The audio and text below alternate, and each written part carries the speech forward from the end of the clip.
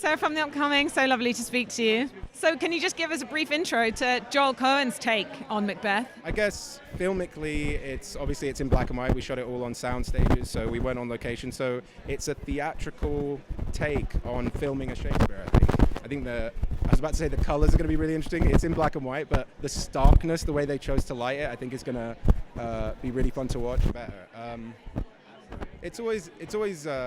You're always apprehensive when you go on set with people that you admire so much, and you're worried, am I going to say something wrong? Are they going to be horrible? And there was just nobody on this. There were so many names. Everywhere you turned, there was somebody you recognized and deeply respected their work. And everybody was just so warm and nice. And I would say that came down to Joel and Francis really setting that tone. Denzel obviously knows how to lead a company and has a very powerful energy. So I learned a lot. It was an absolute pleasure to be around them, to play my small part in this. Gosh, what did I learn from him? I learned that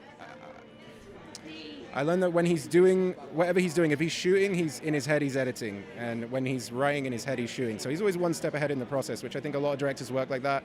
But it was interesting to see somebody whose work you were so familiar with and watch them work. God, why is he such a visionary director? I mean, I couldn't answer that. I know that he came up editing, like before there was digital. He came up working on film as a film student, not really thinking about big Hollywood movies, but just thinking about the kind of stuff he thought was cool and the kind of stuff he wanted to make. And I think that's bound to make someone with skill. I think in terms of representation as a wider issue, undoubtedly there's a lot more progress to be made. In terms of Shakespeare not being that diverse, I think it just depends what you think. I think that's a perception, but I think if you look around at the work that's actually being made, especially in the theatre, as I said, of course, there's always more progress to be made, but for all time, there's been incredible actors of color. I think it's just the last 20 or 30 years we've started being interested in allowing them to have a voice. Denzel is one of those people.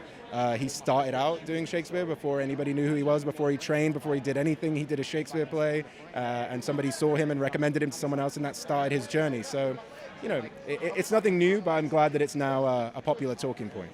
Oh wow! Why do we keep returning to it? I mean, he's one of the greatest writers of all time. I don't think that's a revolutionary take. The poetry can get in some people's way, but it also unlocks a kind of relatability, I think, unknowingly for people a lot of the time.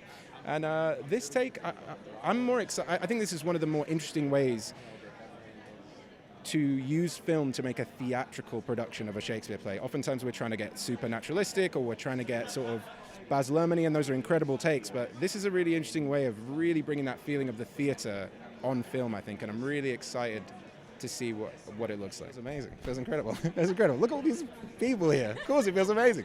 I was sitting in my pants in my flat in Finsbury Park 45 minutes ago, and now I'm here. Of course, it feels incredible. It's a dream come true. Yeah. Very lucky. I don't think I am allowed to say. I'm filming a TV show that will be out in the spring, here and in the States. I don't know how much I'm allowed to say, so I better not get in trouble.